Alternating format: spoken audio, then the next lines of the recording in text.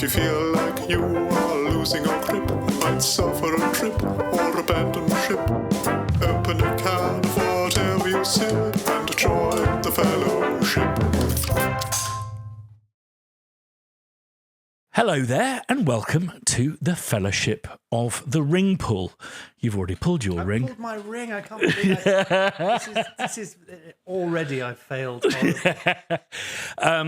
It's basically we get together, we have a blether, some people will join us online in a minute, and we just talk about stuff about the music industry and careers. And last week we talked about bands that we couldn't believe were Scottish, which is it's a massive seam to mine.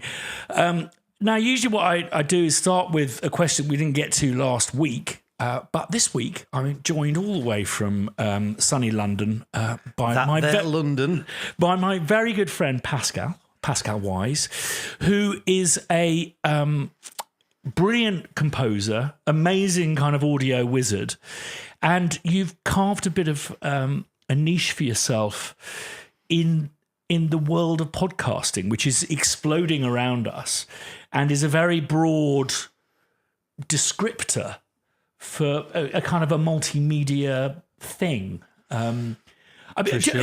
Before we invite people in, do you want to just talk about your journey? Because it's just like I love talking to musicians and composers because it tends not to start with a career doing this. It tends to start doing something else.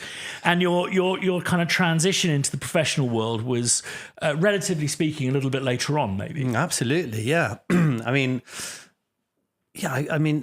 I'm still reeling from being described as a special guest. Was it guest star even? Obviously, yeah. I insist my family refer to me in that way. But ring pull. Oh, by the way, for people who are following my sobriety, this is a non-alcoholic beer. Yes, and wizard. Weirdly, this is the second time this week I've been called a wizard. I'm beginning to wonder if I'm wearing the correct robes for my... Yeah, it's interesting. You talk about that not so direct route into composing because, it is. I suppose it is part of my story, he says. But because I went off to York University to study music, and was immediately kind of floored by how advanced everyone was. There were people kind of wandering around with these, big panoplus music staves. I'm just polishing off my third symphony. I've got a lesson with George in a week. And I was just completely stunned by this. I'd gone thinking in some very vague way that a place that massively appealed to me was the BBC Radiophonic Workshop. Having been a huge fan of the Douglas Adams Hitchhiker's Guide to the Galaxy. So, in fact, I was such a fan of it, and I felt like such a fool. I went down to London, where at that time I was living up in Yorkshire. My brother was already down in London at the Royal Academy of Music. And I went down to London, and I really wanted to go and visit the Radiophonic Workshop. Mm-hmm. But I didn't do anything clever like actually ring anyone or speak to anyone or arrange anything. I just went down... and I said to my brother, I'm off to see the Radiophonic Workshop. And I got on the tube and walked there. And of course, there's just this sort of closed door. And I just stood in front of it, feeling like an absolute twat. And then thought, right, okay, that's the Radiophonic Workshop. Brilliant. And then just sort of wandered off. But anyway, so York, the course at York was amazing. But I very quickly didn't consider myself a composer. I sort of thought, do you know what? I'm already too behind in this kind of race. I mean, I know it's a ridiculous way to conceive it. I didn't really think of it as a race, but I felt like I was playing a kind of catch up that I could, never sort of achieve within, if you like. And so I headed off into all of the really social sides of music making, lots of improvising, lots and lots of live stuff. York was amazing for that. And then when I bounced out of that, I hadn't really done much of the studio stuff at York, which was, I thought it really appealed to me. But when I got there and sort of saw this room and thought, oh my God, am I really going to spend hours in here on my own? I was kind of woefully unprepared for the reality. But fortunately, York was an incredible course that could accommodate so many different kinds of thinking and activity in music. And I then sort of diverted really after college into journalism. Spent some time in... Which is how we met. Yeah, it was how we met. Yeah. And, this is... I was basically a bit directionless. I was doing bits of music work, lots of music education work. I ran some workshops for the Halle Orchestra for people with special needs, lots of fascinating work, because this was around the time when arts organizations were all kind of mandated, to have some work in the community. But the problem is, what kind of person did that work? It wasn't fair to just suddenly ask an oboist from the Halle to kind of, turn up in a very Victorian daycare centre and do work. So this kind of educator was, I suppose, created, called a workshop leader, sort of part qualified musician, part someone who'd had some training and education, someone who could bring people together and run workshops, So I was involved with that world for a while. But coming from a family of teachers, there was something in me that was determined to not be a teacher. Yeah. And also I felt a little bit like, hang on, I'm not sure I've done enough really to be great at this yet. And I'm not saying that you have to be, in order to teach, you have to excel at the thing you're teaching in. I'm not saying that's a golden rule, but I just didn't feel like I'd got my spurs, if you like. But you need to pay the rent and all that stuff. So I ended up in journalism, at a time when it was, computers were just being used at the independent newspaper when I first started there, or Apple Macs. And if you knew the system, or if you, did some interning or whatever, and you could make yourself invaluable. And I ended up with a very, very interesting and useful kind of career in journalism. And then I joined The Guardian, and I was a sub-editor there. Okay, I am swiveling back to sound and music, but so I was working in print, and sub-editing is, it's all about how you present the pieces on the page, and you cut them to fit, and you write fancy headlines and all the rest of it, and you try and make the page the thing of beauty and a communicative joy. Then the internet comes along, and we're going to stick it all on the internet, and sub-editing became a rather more technical process, and I saw an opportunity there because a fledgling department was being created at The Guardian called the multimedia department, or the audio department as it started out as. And I thought, you know what, I'm going to take my, whatever it was at that time, 2 or 3 days a week contract, and see if I can move it over to the audio side.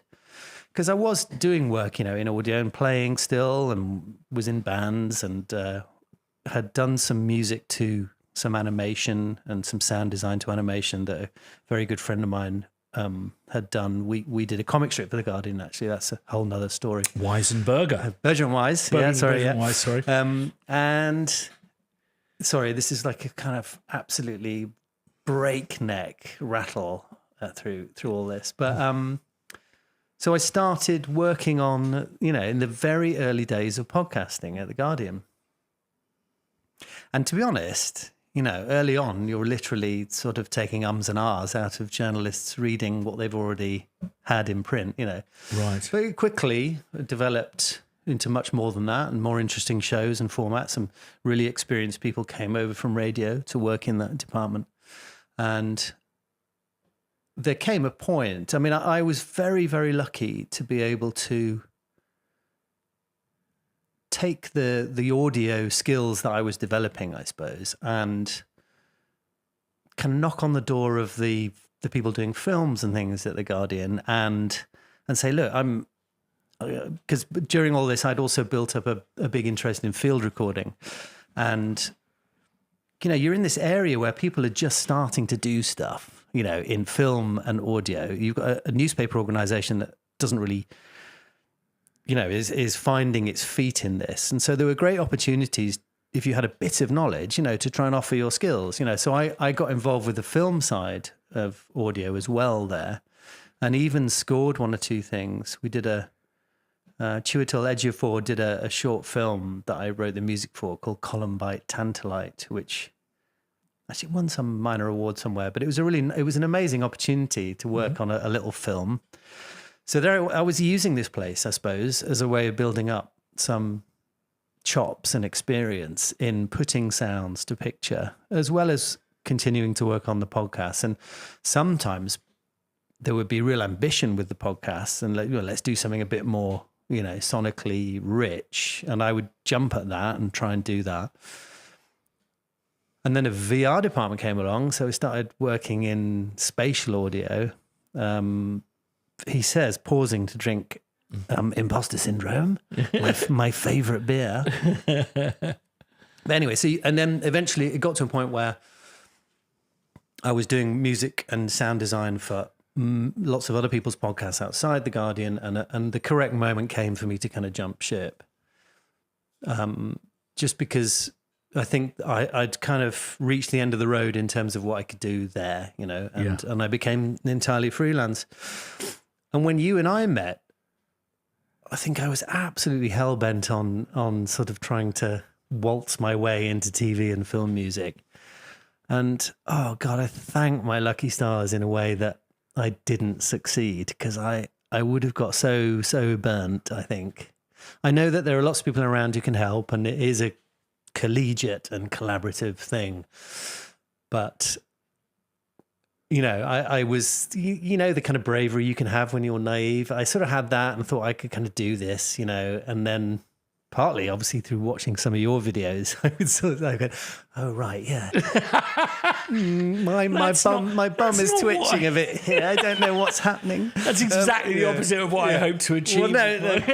It was so in fact, I mean, to my sort of shame, given the amazing opportunities, in that phase, I was a bit like, I tried to keep quiet about the podcast, because, it was still quite a niche thing, And I had these grand ambitions, to be, scoring, TV shows or whatever.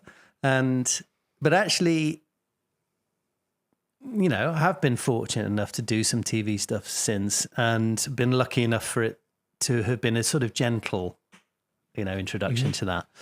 But around me, podcasting sort of blossomed and changed and grew and adapted. Won an American election. Yeah, right. Okay, yeah. I did not score that. And now actually I find it an incredibly lovely place to be. Not only are the people largely fantastic to work with and friendly, if you're someone like me who has his hands on sort of everything, wants to do the music, sound design, bit of mixing, that's very possible in that world. I think, you have to be careful if you present yourself like that. Perhaps in other worlds, they want it a little bit more. No, we have someone who does sound design and we have someone who does that. But I've had an amazing opportunity to look after effectively all the audio in a variety of podcasts beyond the spoken word. Once that's done, it comes to me, and then everything else is the playground. And from what I've heard of your work, it's very much about storytelling, isn't it? In audio form. That's the dialogue, supporting the dialogue, and you incorporate your interests in field recordings, sound design, music, and then you mix it. Is that correct? Yeah, I mean, crikey. Yes, I mean, really what's happened is it sort of got mixed along the way. I mean, I would dearly love, I think the only thing, there's a couple of things I've been able to go out to someone else and mix for me, and it's been really instructive and interesting. Fiona Cruikshank did some for me, Jake Jackson. But in under normal circumstances and with the turnarounds and all the rest of it, no, there is no, the mixing is just something that gathers and is done along the way, Yeah. The best you'll get, say, if I'm working on an episode of Cautionary Tales, which is a show that I've done for about 4 years now, which probably offers the best through line, if you like, in a lot of my work. There's a time, it's a 30 to 40 minute show. We I always kind of flinch when I say score it, but because it always feels a bit grammar. But yeah, it's bespoke music, and we score, sound design it, and get it ready in 3.5 days. And so for me, the max I'll get in that is a sort of a couple of hours to sit down and go, okay, let's just only think about mixing. Right. It's really happening along the way. But again, if you're doing this score, and I'll come back to why I flinch using that term, and the sound design, it's lovely to, if you're looking after them both, then there are economies, because you can get, one can be taking over and you're in charge of that moment. And also it's just lovely to get them to talk to each other. It could be really simple things. Like if an episode is set, on the seashore, then I'll take a field recording of the sea and I'll filter it down and I'll create a drone, an interesting, sonic thing with it.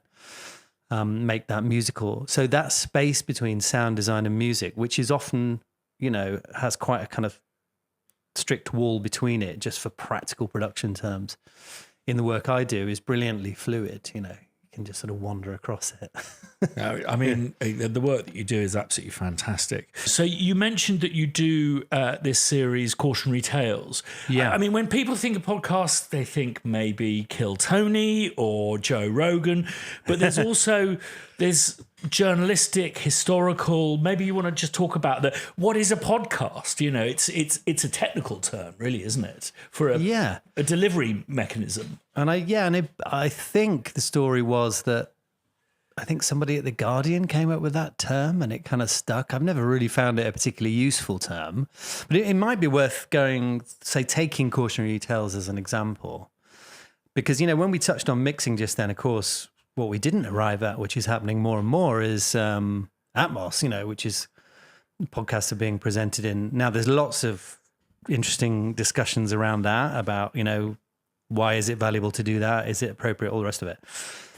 But I think one of the reasons I've stayed with Cautionary Tales for as long as I have, and just to set that show up, it's written and presented by a guy called Tim Harford, who is a FT columnist and BBC presenter, has a show called More or Less. He's also the man that kind of fact checks things often, elections and things. And I think ever since he was quite young, he's been fascinated. I think the story is he got a book or something for Christmas that detailed a whole load of dreadful or disasters, basically, from the kind of amusing and small to the truly horrific. And he became fascinated by what we can learn from those disasters, And that's why this idea of, let's do cautionary tales for grown-ups came. And I was approached by the person producing for him to be the person to score and sound design it. Now, to stay on a show for 4 years is, it's quite a lot. One can easily imagine getting quite worn out. But the nice thing about Cautionary Tales is that each week is a complete reset, really. Sure, there are themes that come back. I mean, Christ, we've done enough episodes on aircrafts going down to keep me, Yeah. In fact, I did get a bit of fan mail from an Air France pilot who said I got the sound design exactly right, which is a sort of interesting accolade. I made the sound of destruction about right. But, so one week you might be on an aircraft, next week you're literally doing the Charge of the Light Brigade, and then you're talking about Clive Sinclair and the electric car, and then we're doing a 3-part, Houdini, and then this, then that, So it's a really nice reset each week. You're not just kind of in the same space and place. So the world building changes every week. And the stories are told with a view to them being designed. We do sometimes have actors. We've had amazing people on, like Helena Bonham Carter. And we did, Jeffrey Wright played Martin Luther King for us, which was incredible. But so these stories, they float nicely between kind of areas of narration and explanation and what's the psychology here, what can we learn from this, and diving into the story and having it, acted out, or at least, presented to us in a kind of action way. Yeah. And that's where I come in, and adding the scenes and the places, and You know what I mean? One of the things with podcasting is you very rarely get a kind of egotistical moment to yourself as a composer and sound designer. There is basically someone talking pretty much all the time. Right. And the most common, it's like what you've got to do is find the little spaces, find the little corners where you can be. And sometimes that's about mix, about occupying a space around the mix that isn't intrusive to what Tim's saying, but it also offers a bit more information. But it really sort of tests the understanding, if you like, of underscoring, and what that really means. Because to be fair, that's why, I was flinching a bit and drinking my imposter syndrome when I talk about scoring, because it is, it's that weird thing of creating music that seems interesting, seems to be doing something, and yet, like an Escher staircase, is sort of going nowhere at times, And then there are clearly dramatic moments that you'll work up towards.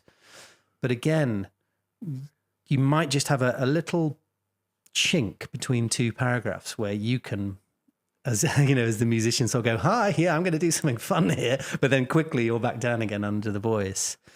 I mean, you'll can correct me on this. I mean, I'm sure that's also an issue, when you're working in television and film. But of course, there are, even if the sort of Netflix editorial algorithm would want to wipe them out, there are moments where we can just be picture and music and dialogue, an establishing shot or just something beautiful, a montage, whatever. Those, they're kind of rare. I mean, I push for them as much as I can. I push to share the storytelling. Let the sound.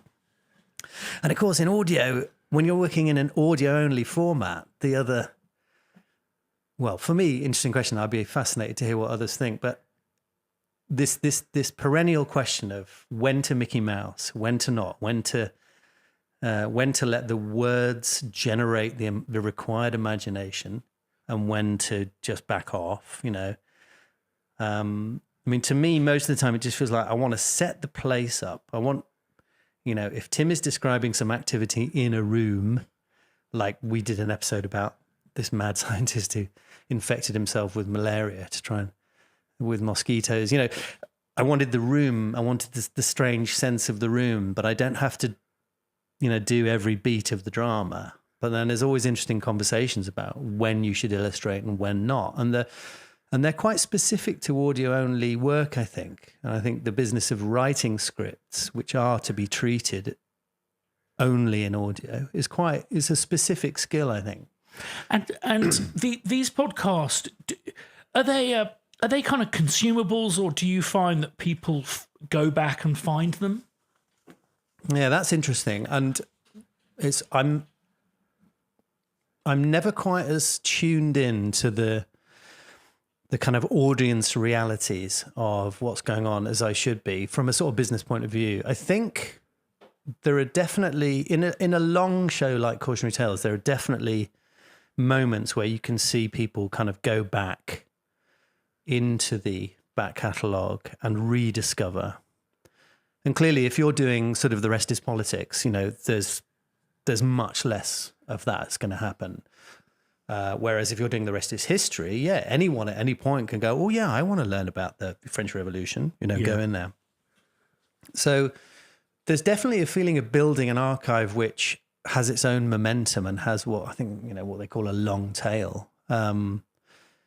It just depends how sort of enthralled to the current news, a show is, I suppose. And I have to say, I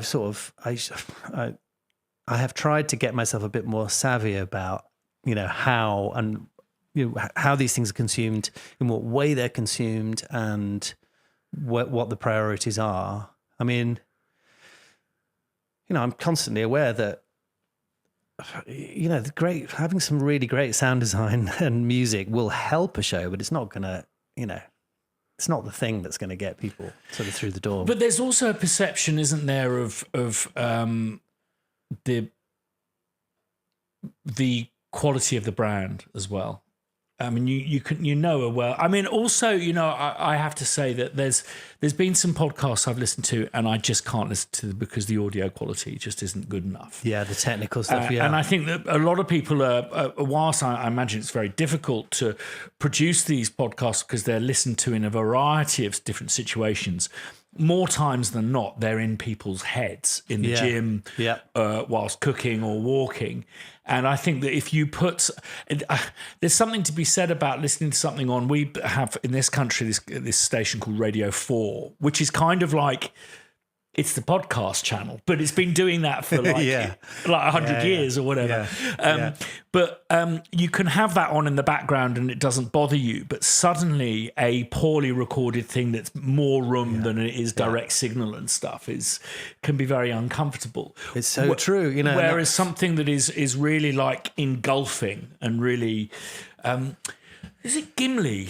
Are they a big Gimlet? Gimlet. Yeah. They always have a very high production value. Yeah. As a consequence, it's much more engaging. Yeah. I think that's really interesting, all of that. And there is no doubt that in the very early days of podcasting, it was a very useful, moment of pushing against accepted norms.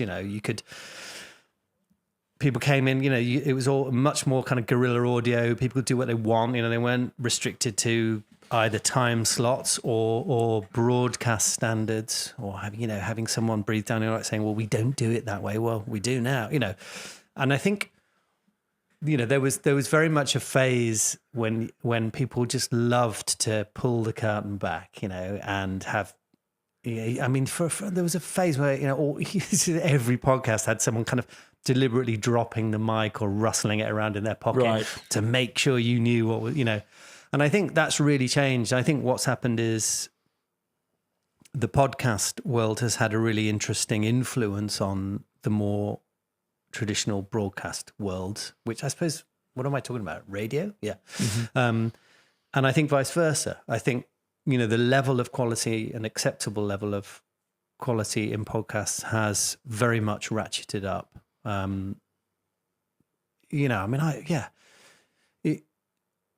It's always struck me as funny how, you don't have to look far on the internet to find directors and creators who will say something along the lines of, sound is like more than 50% of the film. It's the most important thing or whatever. And yet the lesson sort of sometimes isn't learned. I mean, I remember reading very early on in podcasting research that showed that, people will turn off for bad audio much quicker than they will turn off for bad pick, And yet it's taken a while to come through, and I'm sure the technology has helped it now. We're much closer to a situation now where someone, who's producing on the fly can chuck dialogue into a kind of black box and it'll basically sort it out. Because again, I think that's another thing that was rightly celebrated about podcasting, which was this access point. People with all you didn't have to be some genius cutter of audio to sort of get your way in, but there is that thing of, but it's still got to be listenable. Yeah. Yeah. And I think, whereas I will stand really corrected on this. I'm sure the boundaries are more fluid than I sometimes portray them. But I think, in film, television, etc., where there's an understood workflow that involves basically what I'm talking about is dialogue editing, that is a job, and it's a job that someone has great skill in. And if there's a problem with it, it goes back to that sort of team. And whereas in this, new gung-ho podcasty world where people are literally running and gunning, the responsibility for that sort of dialogue was it was sort of in the lap of the gods.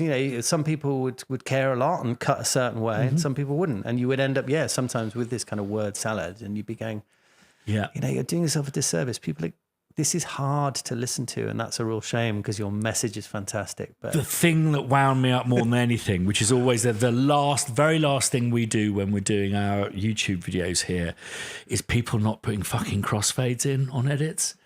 So you get those little clicks. Yeah. Casey Neistat used to drive me up the wall. It's just like if there's a hotkey for that. Can I sit on this mic and just do little half breaths? Just before I throw it open, and without wanting to sound uncouth, is you have a family. They pay you to do this. You know, it's a job. Not my family. They don't pay me to do no, but the and you're turning work down. I mean that's a very recent thing, but I mean, I suppose what you're saying is, is this viable? Can one do it? Yes. I think I'm always where, I think if you were to ruthlessly break down my kind of spreadsheet and total up the bit that really is the bit that is for, say, bespoke music, it would be small compared with it, because I'm a kind of one-stop shop. You know, people come to me, sound design, you know, mix, score, final delivery, and if it's in Atmos, that there's a whole other world there. And of course, the other thing we haven't touched on is the kind of lack of back end. Whether or not that situation will change is hard to know, and I think I'll rely on people more expert than me on that. But yeah, I've never really, composed in a world where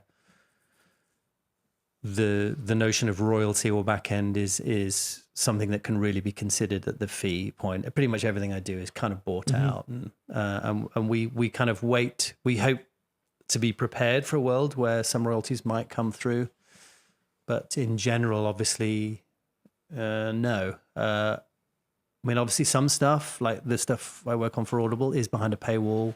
I mean, that's a whole nother kind of conversation. And we all know what's happening with back end and rights and what's being eroded and what's being guarded. And some people are very receptive to the idea of you saying to them, well, fine, yes, if you want this music sort of in perpetuity for your podcast, it will be a bit more expensive. I mean, you know what it's like. There is no, you have to be malleable. You have to adjust for people's budgets, and as with everything. Yeah. But if the central question is, can you make your way with this? Yeah. I have to say, I think I make my way because I do offer a one-stop. So if the sort of, I think this, the sound design work and the mixing work combined with the music, as I say, I wouldn't want to break them down and say, no, absolutely. And surely it's a big moment, certainly that I noticed, because there were posters up in the street, was, am I right? Was it Audible or was it 1984? That was a big kind of moment for podcasting, wasn't it? Yeah, I mean, and it's fascinating that, because 1984, the production, not not the year.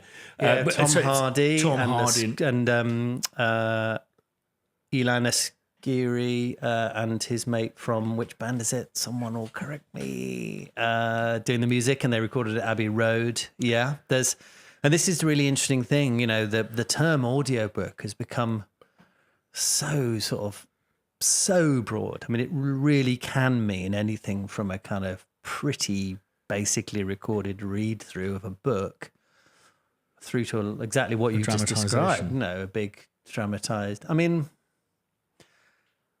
it's interesting, isn't it? The emperor endlessly has new clothes, and there's always stuff that's already happened, which suddenly gets repackaged and everyone gets excited about, like binaurality, which has been enough. And it's interesting how these things cycle through. And as a massive fan of what the Radiophonic Workshop were doing and what people like Paddy Kingsland were doing with The Hitchhiker's Guide to the Galaxy, I'm not, Atmos notwithstanding, that's another conversation. I've yet to really hear something that is not fundamentally still indebted to those dramatic storytelling devices, that I might not have heard in the sort of 70s or 80s. Yeah. I mean, and again, for people who are not from Britain, we're very used to this tradition of having radio plays, and a lot of it's on this channel called Radio 4, which is kind of it's a little kind of burning fire in the background for a lot of households. Totally, and it's a spoken word, but it's not a radio station where people dial in and chat. It's not podcasting in the style of Joe Rogan. I mean, it's not podcast. It's just audio journalism and stories and dramatizations. And The Hitchhiker's Guide to the Galaxy was a major thing on that, wasn't it? Yeah. And you touched on that drama thing. For a little while, because I used to review music on The Guardian, used to go out and review gigs. Iron Maiden in Paris was my first gig. Wow. I reviewed. But I stood in for the radio reviewer for a month or so when she was away. And this is, back in the time when radio was sent to you on cassette and you listened to it. Eventually it was CD, but you were given this bunch of cassettes in a jiffy bag and you went away and chose what you were going to review that week. But it was at that moment, that I realized that every day on Radio 4 was a play. And people would say, oh, it's awful, isn't it? And I'm like, well, actually, no, it's not. And of course there are some awful, but when they hit, they really hit. And look at the amount they're putting out. And the cast, it's a little bit like Jack and Nori in this country. It's like, just ridiculous. How did you feel about, did you watch any of the kind of stuff that was nominated for BAFTAs, the winners? I thought Conclave was a brilliant film. Great score as well. I've yet to see Conclave. I'm so behind on what has been nominated. You're going to have to hold my hand through that. What else is around? There's a thing called the Brutalist, which I haven't checked out yet. And I don't know if anyone here has but it's a guy, again, I mean, there's maybe something we want to touch on and something we return to here a lot. The guy who's done the score for the Brutalist, it's very much improvisational and working with live musicians. And I am like, I'm actually fizzing with excitement about what AI is going to do to computerize music, because it's going to fuck it. Interesting. And in the sense of music that is centered around computers. And I think it was really interesting that someone made a speech mentioned at the Grammys that the future is going to be about virtuosity. There was this weird moment in the 1990s where it just became very unfashionable to be musical. And it came from that hip hop culture and then the dance music culture, the democratization of music. And I'm not saying we should return to the age of the conservatoire and stuff, but I'm certainly, just to let everyone know, I'm going to be pivoting the YouTube content more towards putting microphones up and the basics of engineering and stuff, simply because there are so many people doing fantastic Logic tutorials and stuff, and I'll continue doing those. But I look forward to the computer kind of bedding into our working environment, and something that you've, whilst you're into the technology and clearly are working predominantly on computers. Whenever you come up to visit and stayed with your family here, you're never too far from a field recorder, are you? No, I mean, I think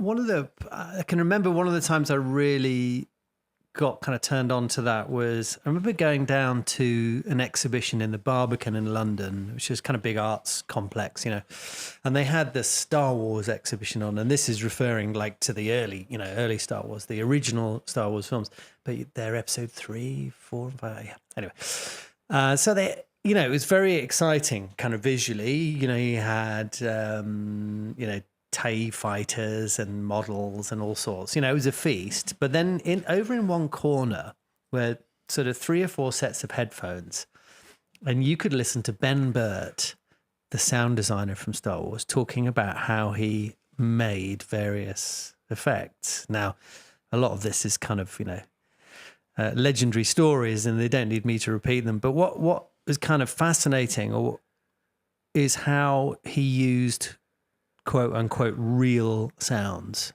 So natural sounds, real sounds, literally banging a spanner on a telegraph wire, or That was the lasers, wasn't it? Yeah. I mean, there's a brilliant one where he breaks down one of the sounds. I think it's a shot where an X-wing or a TIE fighter is barreling towards the camera, and he plays you the individual sounds that make that up, and it's brilliant because they're also, in this kind of DNA of it, it's hard to trace. He goes, well, we had some rain, some San Francisco traffic in the rain, plays a bit of that, and there was a bit of elephant in there, plays a bit of that, and then a bit of this, bit of air conditioning unit, my kids speak and spell, whatever it was, and then suddenly he plays you the whole sound, and it's like this craft comes towards you. But I've always been convinced that the richness of real sounds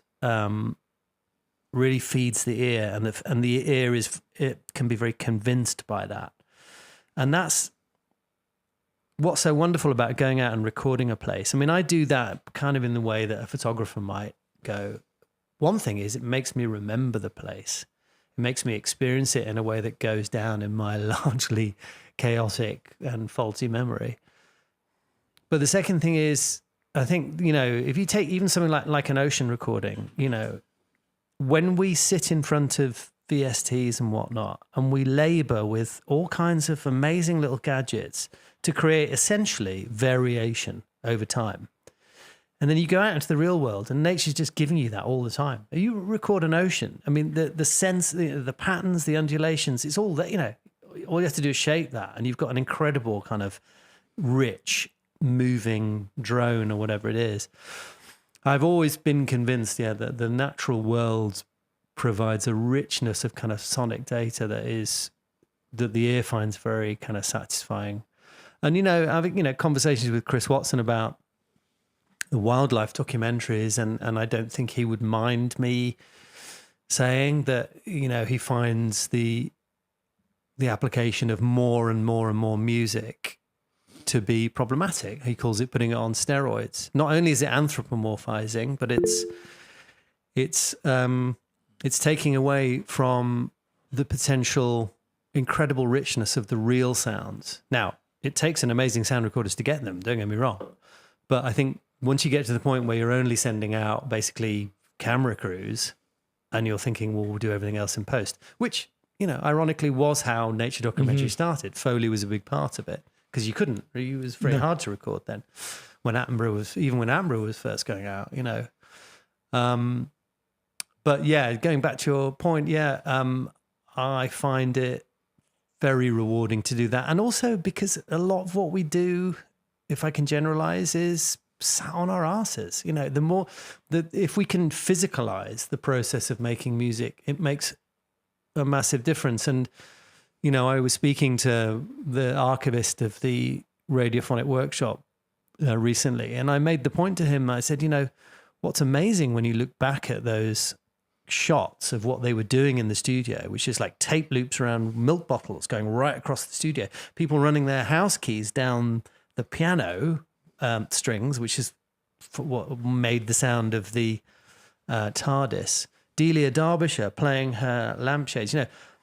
This was electronic music, this was experimental, but it was also incredibly physical. And I think anything I can do to physicalize the process of audio, I find really fun, and I find it adds to it, and getting out and about in a place is part of that for me. Because otherwise, I'm sat in front of, Reaper or Pro Tools. I'm something I'm fascinated by, and Jay, I'll come to you in a sec, and then Kent. But something I'm finding fascinating are these colorizations of vintage footage of Germany in the 1900s and stuff. And I think it's a terrible shame that we don't have immersive audio. Apparently London in its day was just deafening. The sound of hooves, and apparently just church bells going all the time.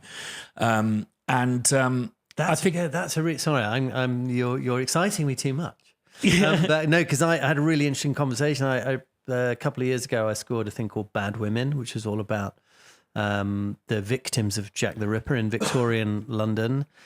And I had a kind of fascinating conversation with someone who, Tim Nielsen at Skywalker Sound, and about, you know, how we make this convincing. And he said, well, you know, he said, my approach is, or at least in a podcast he'd also worked on, he said, you know, I've found that actually what listeners, you know, restaurants, maybe pubs or whatever, they might not sound that much different. In fact, we may have been talking about a World War II thing. The point remains the same, though. He said, if you record it in a way that seems redolent of how it might have been recorded at that time, people become convinced that it was from that time, which is a really interesting point about how the nature of the recording technology instructs people to hear something from a particular kind of time. Yeah. I'm getting a bit off point, but and I've even forgotten why you inspired me to remember that. No. I mean, I think that, you know, it's very clear listening to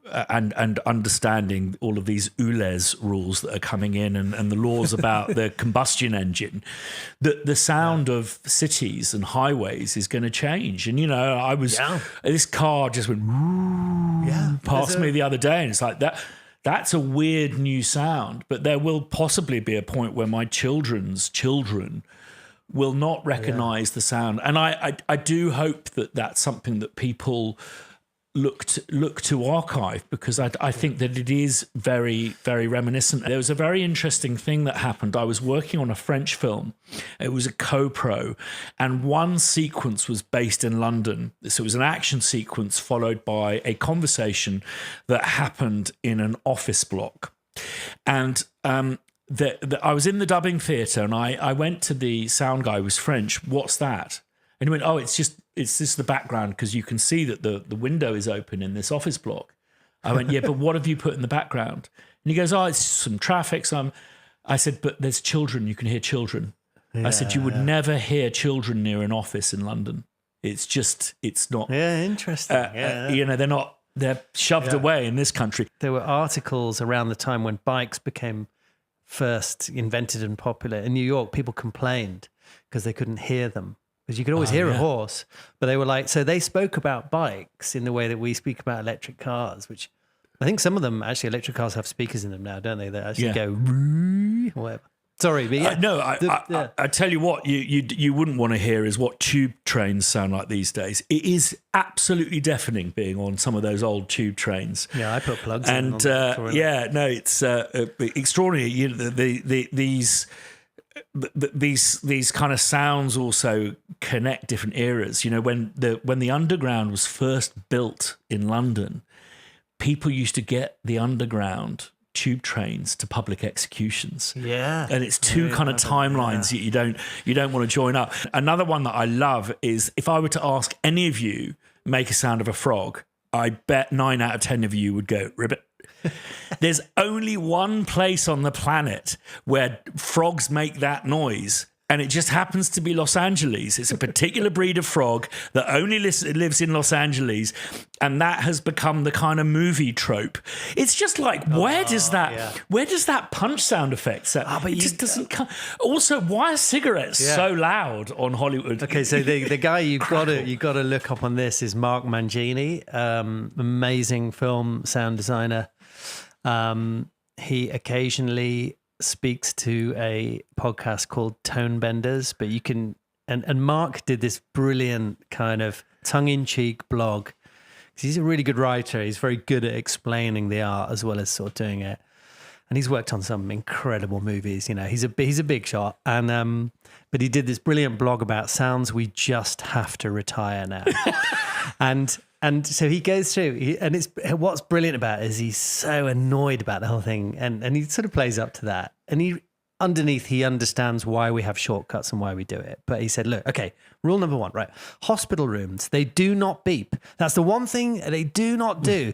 Don't stop putting beep, beep, beep, and every half. Guns, they don't rattle. Guns that rattle would be appalling guns, then there's something wrong with them. They don't kind of, you know, telephones, they actually sound really good now. We don't need to futz it up, you know. And he just goes through this whole list, and it's hilarious because it really. And the other one that really comes up a lot is that, you know, when you get like a wilderness shot in any American film and you hear this bird, and apparently it's almost in almost all instances, it's completely wrong, and it wouldn't be there. Yeah. But it's always the signifier. I love the fact that when someone shines a torch, it goes. Yeah. Like it. I did a computer game called Alien Isolation where I had to generate like 7 hours of Jerry Goldsmith, and I did a massive orchestral session at Air Studios, and we were discussing. And some of the musicians overheard us. We were discussing the sound of that whale sound that they use to insinuate a distant kind of alien xenomorph. And we were talking about whether it was a conch shell, this, that, and the other. And one of the musicians put his hands up and said, "No, I was actually on the original sessions, and it's a piano." And so we mocked it up and we got it. We got the sound, and basically it's a wet rubber ball being rubbed along the soundboard. So we got someone to put a stage weight on the pedals of the piano, and then just got someone to very gently rub the soundboard with a rubber ball. And that's the... And just one parting note, I put this out on Twitter, but I was in an Uber the other day, and he was playing some dance music. And I just wanted to go, stop. Stop. I've had a fucking enough of the 909 open hi-hat. It's enough is enough. It's the reason why I never got into Class A drugs is that fucking hi-hat. And it's been tormenting us. It's probably some poor... Japanese fella back in 1900 and frozen to death did that tiny 4-bit whatever it is sample. I fucking hate that sound. This is your Wilhelm scream. Oh, it's my fuck off. I've had enough.